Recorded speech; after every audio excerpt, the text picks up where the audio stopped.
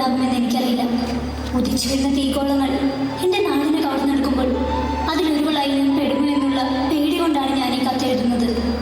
ഞാൻ മരിച്ചാൽ എൻ്റെ സ്വത്തുക്കളും ഉടുപ്പുകളും കളിപ്പാട്ടങ്ങളും പാവപ്പെട്ട കുട്ടികൾക്ക് കൊടുക്കണം. പിന്നെ എനിക്കിഷ്ടമുള്ളൊരു കുഞ്ഞുടുപ്പുണ്ട്, അതെൻ്റെ ചിന്നിന് കൊടുക്കണം.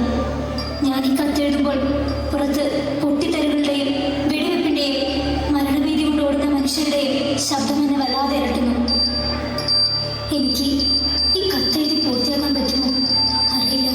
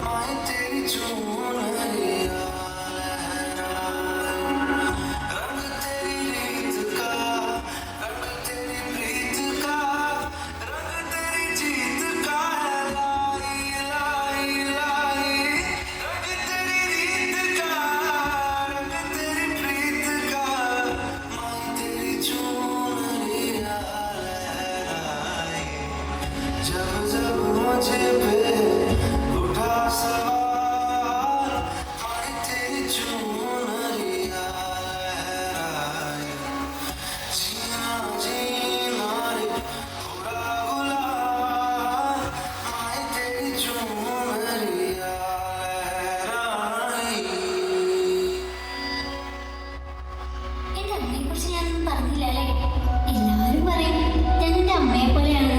എൻ്റെ കണ്ണും കാതും കവിളും എല്ലാം. എനിക്ക് വേദനിച്ചാൽ എൻ്റെ അമ്മയ്ക്കും വേദനിക്കും. ആ അമ്മയുടെ മുന്നിൽ വെച്ചാ ആ അമ്മയുടെ കണ്ണുനീർ തുടയ്ക്കാൻ നിങ്ങൾക്ക് പറ്റുമോ? ഇല്ല.